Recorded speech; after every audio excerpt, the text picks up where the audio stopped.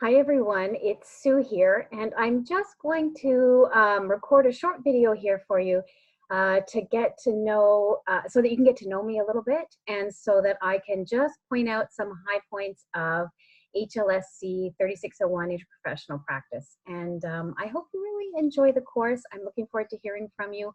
I know all of you have a lot of experience. You have varied backgrounds, and I'm really looking forward to learning all about those. And I hope that this course enables you to build on what you already know. I don't for 1 second think that I'm an expert and you're not. In fact, in lots of instances, you may know lots more than me in very different settings. So I'm really looking forward to hearing from you and building on whatever knowledge and experience that you bring and making this as interesting as I possibly can for you. So let's talk for a minute about the course. Oh, you know what? There's me. A little bit of background. I obviously love ice cream. I'm at Chocolat Favori. Does everybody know that chocolate ice cream place? Oh my gosh, it's decadent.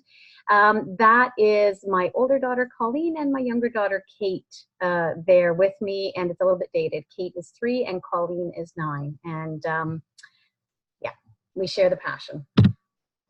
Let's now move on to the course. Here's a brief course description, and it's so important. The use of well-organized cross-functional teams has led to dramatic improvements in innovation, productivity, and levels of service for organizations in all sectors, not just healthcare, but in healthcare, it's so critically important for us. And so we'll talk about things like empowerment, team building, motivation, diversity, conflict management, and so on. Here are the course learning objectives. I'm not going to read them to you. You can read them in the course syllabus, but it's important that we understand that we're looking at strengths and limitations of interprofessional collaboration, self and personal values and beliefs that influence interprofessional practice, comparing and contrasting the influence that diverse professional values and beliefs and codes of ethics across the different professions brings to healthcare and what that means when you're working in a team, looking at quality improvement strategies, and bringing all of these concepts and principles into real practice. So let's talk about how the course is going to unfold over the 12 weeks. This week, we're going to just have an overview of the course, and we're going to create a beginning of a community of learning. So we're all going to just begin to get to know each other. One of the things you're going to do is work in small groups in this course. So all of you, because it's an interprofessional course, so in any other course, students would, of course, in my classes, always sign up for themselves into groups. And I know that is most comfortable. And invariably, that would be my preference too. But in this course, that is an interprofessional course and really is about working in teams, students are placed into groups very purposefully and with a lot of thought. So if you can hang in there with me, I would really appreciate that. So this week, really, it's a nice, nice smooth entryway, a long runway to the course. There's not any reading that's going to happen this week. We're just going to talk about the overview of the course and that idea of what is a community of learning. So how do we begin to get to know each other? Your job is going to be to find your small group and post in that small group as you begin to get to know those other nurses on, and I describe it as getting to know the nurses on your shift. And also you're going to post in the large group. Week 2, I'm going to start with that introduction to interprofessional practice and dimensions of interprofessional practice. That's chapter 1 in the interprofessional practice book. You do need to buy the book. Please feel free to find a used one if you can, borrow one from someone who's taken the course before, or you can receive from the publisher. You can purchase a license, a 6-month license, instead of actually buying the book, but you will need to read the book in addition to reading the materials that I post online. So however you get access to it, whatever works for you is great for me. By week 3, we're looking at some frameworks, both a framework that I and my co-author, Professor Anyanam, have created, as well as the National Interprofessional Competency Framework. Week 4, we're moving into some foundations of interprofessional practice. So we'll talk basically about teamwork and then professional roles and relationships. And then week 5, we move into collaboration, pitfalls as well as benefits. And then week 6, foundations of interprofessional practice. We carry on with problem solving, conflict resolution, and negotiation. And then mercifully for everybody, we have our midwinter break. So February 18th to 23rd is a nice break for everybody. And I hope you all have an opportunity to enjoy some time off, or I know for some of you it'll need time to work. Okay, yikes. This is kind of ridiculous because I have posted the wrong thing. So I'm not going to worry about it, and I'm going to get you to go to the course at a glance document, which will have the rest of the weeks, and you'll be able to see exactly what is what happens from the week after the midterm, the week after the midwinter break. You will have your exam. It'll happen during the week. In that week, one day, and I'm waiting for Len to confirm in terms of your own schedule what's the best day to write that exam and the best time. It'll be a 2-hour exam, and it will be multiple choice. Then we'll carry on with additional topics and move through until week 11. You'll have contribution to the community of learning, assignment due, and again, I'm going to get you to look at your syllabus and the week-by-week document that I've posted that really should be able to keep you on track.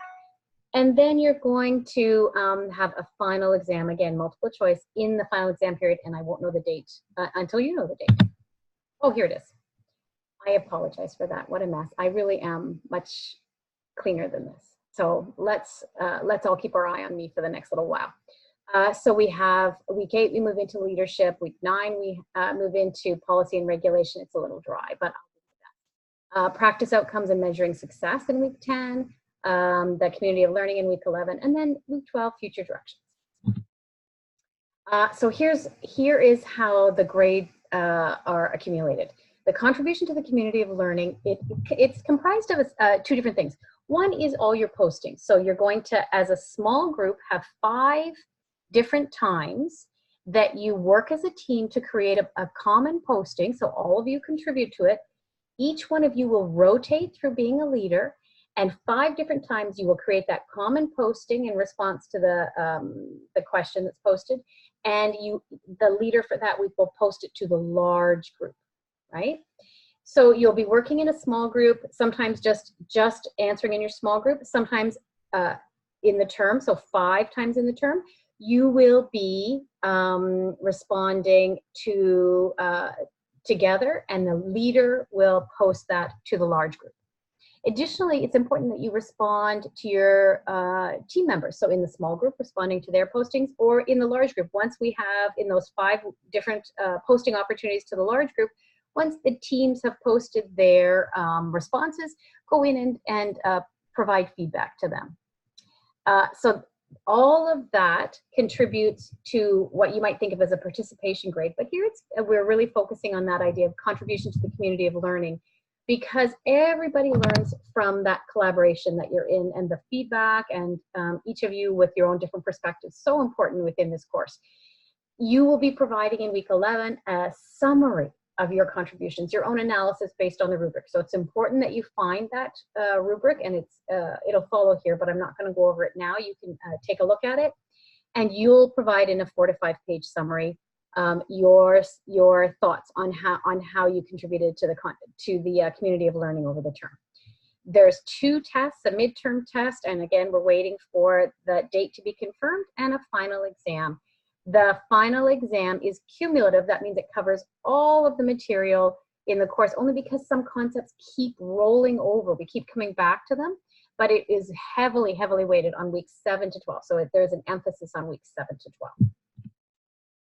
Okay, and here I'm not going to talk about it a lot, just this idea of the contribution of community of learning. Please read the assignment, 4 to 5 page summary. You're going to actually be summarizing how you contributed to everyone's learning and your analysis in all of your postings.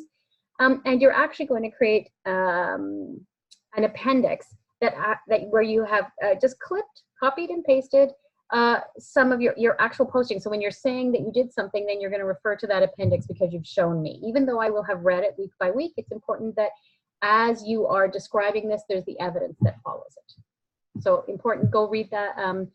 Take a look at the syllabus and at the assignment descriptions, and you'll read that contribution to the community of learning. And as we get closer, I'll give you a little bit of a start so you understand what that might look like. And there you go.